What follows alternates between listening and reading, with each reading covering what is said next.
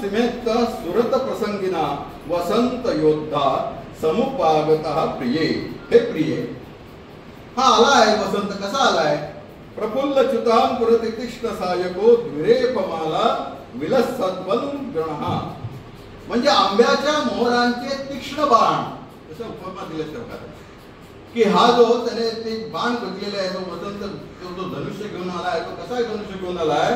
तर आंब्याच्या मोहरांचे तीक्ष्ण बाण त्याने आपल्या पुष्पधनुष्याला लावलेले आहे. आणि त्या पुष्पधनुष्याला चढवून प्रत्यंचा जी आहे ती मात्र त्या भोंग्यांची आहे, की ज्या भोंग्यांनी पुष्पांचे जे पराग आहेत ते पिऊन ते मदमस्त झालेले असे भोंगे आहेत आणि त्यांची प्रचंडता आहे.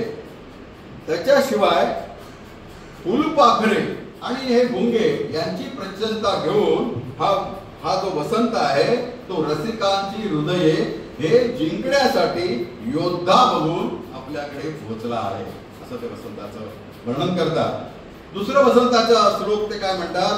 रक्ता भोग विकल्पिता धर्मयुर मर्मम द्विये पस्वनः कुंदा पीड विशुद्ध रक्त निकरः प्रफुल्ल पदमाननः च्युता मोद सुगंधि पंद पवनः शृंगार दीक्षा गुरु कल्पांत मदन प्रियो दिशतु वः पुष्पागमो मंगलम.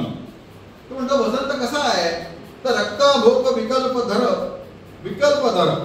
म्हणजे वसंत कसा आहे? तर मधाने भरलेल्या लाल ओठांप्रमाणे.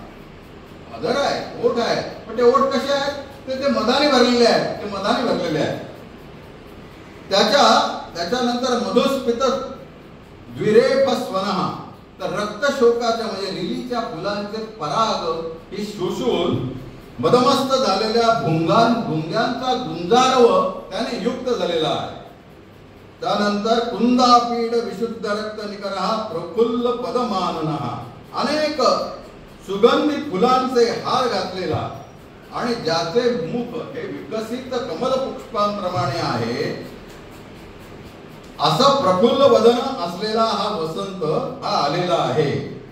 आणि शुभ्र दंतपक्ती असलेला असा वसंत आहे. पुढे ते म्हणतात च्युता मोद सुगंधी मंद पवना शृंगार दीक्षा गुरु. तर आंब्याच्या मोहरांच्या सुगंधाने या मंद वाहणाऱ्या हवेतून शृंगाराची दीक्षा देणारा